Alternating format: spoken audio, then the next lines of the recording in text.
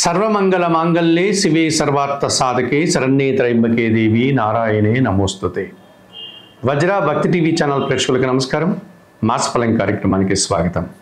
2025 October మాసంలో 12 రాశుల యొక్క మాస ఫలితాలు. ఈ అక్టోబర్ మాసం ఆశ్వీజ భాద్రపద తెలుగు మాసాల కలయికగా మనం 2025 అక్టోబర్ మాసాన్ని చెప్పుకోవచ్చు. ఈ అక్టోబర్ మాసంలోనే అక్టోబర్ నెల 2వ తారీఖు గురువారంతో దేవీ నవరాత్రులు అనగా విజయదశమి పండుగ ముగుస్తోంది. ఈ అక్టోబర్ నెల 21, 20వ తారీఖుల్లో నరక చతుర్దశి దీపావళి పండుగ వస్తోంది. రెండు ప్రధానమైనటువంటి పండుగలను ఇముడ్చుకున్నటువంటి పవిత్ర మాసంగా మనం ఈ మాసాన్ని చెప్పుకోవచ్చు.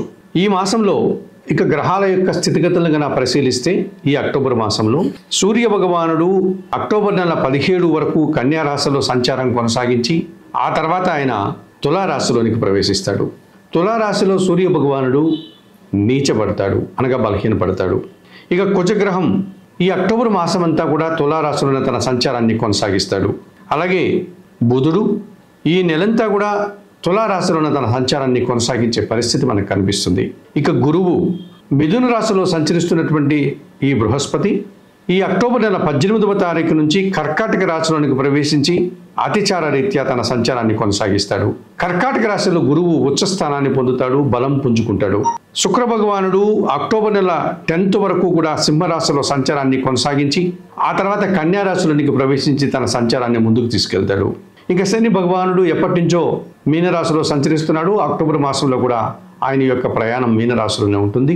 అలాగే ఛాయాగ్రహాలైనటువంటి రాహుకేతువులు ఇద్దరు కూడా రాహు కుంభరాశిలో తన సంచారాన్ని కొనసాగిస్తాడు, కేతువు సింహరాశిలో తన సంచారాన్ని కొనసాగిస్తాడు. ప్రధానంగా గురువు అక్టోబర్ నెల 18 నుంచి మిథున రాశి నుంచి కర్కాటక రాశిలోనికి అతిచార రీత్యా రావడం వల్ల కర్కాటక రాశిలో గురువు తన యొక్క ఉనికిని మరింతగా ఆయన బలం పుంజుకోవడం వల్ల ఉచ్చస్థానంలో సంచారం చేయడం వల్ల కొన్ని రాశుల వారికి గురుబలం పెరిగేటువంటి సూచన. ఇదివరకు గురుబలం ఉన్నటువంటి కొన్ని రాశుల వారికి గురుబలం కోల్పోయేటువంటి పరిస్థితి మనకు కనిపిస్తుంది.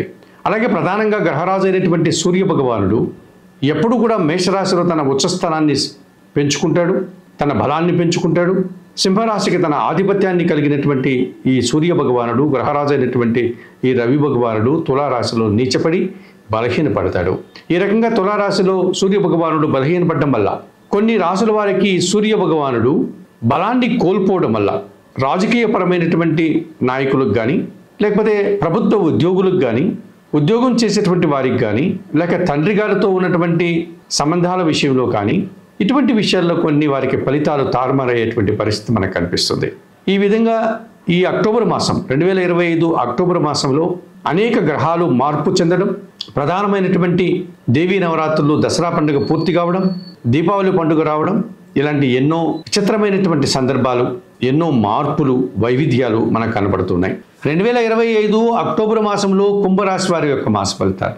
కుంభరాశి వారికి 4 గ్రహాలు అనుకూలంగా సంచరిస్తున్నాయి, 4 గ్రహాలు ప్రతికూలంగా సంచరిస్తున్నాయి. అనగా 50% లాభాలు, 50% ప్రతికూల ఫలితాలు, మిశ్రమ ఫలితాలకు అవకాశం ఉంది.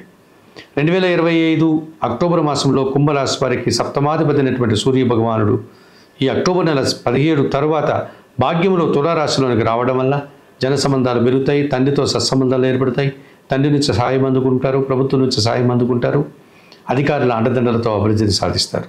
ద్వితీయ లాభాధిపతి అయినటువంటి గురువు ఈ అక్టోబర్ నెల 18 వరకు పంచమంలో మిథున రాశిలో సంచరించడం వల్ల మీ మాటకు విలువ పెరుగుతుంది, సమాజంలో మంచి గుర్తింపును తెచ్చుకుంటారు, మీ ఆలోచనలో కార్యరూపం దాలుస్తుంది, సంతానం విషయంలో శుభవార్తలు అందుకుంటారు, విద్యా సంబంధం విషయాల్లో కూడా అనుకూల వాతావరణం ఉంది.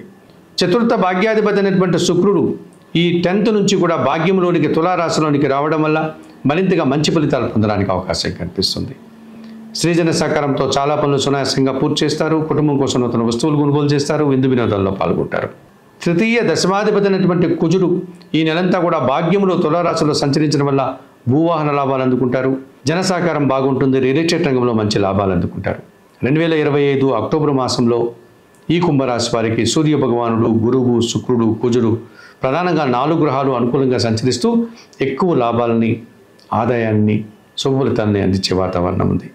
మరి ప్రతికూలంగా కూడా ఈ కుంభరాశి వారికి 2025 అక్టోబర్ మాసంలో పంచమ అష్టమాధిపతి అయినటువంటి బుధుడు ఈ అక్టోబర్ నెలంతా కూడా భాగ్యంలో తులారాశిలో సంచరించడం వల్ల మీ ఆలోచనలు పెద్దగా కలిసి రాదు, అనారోగ్య సమస్యలు ఇబ్బంది పడతాయి. ఆర్థిక సమస్యలు కొన్ని ఇబ్బంది పెట్టే సూచన కనిపిస్తుంది.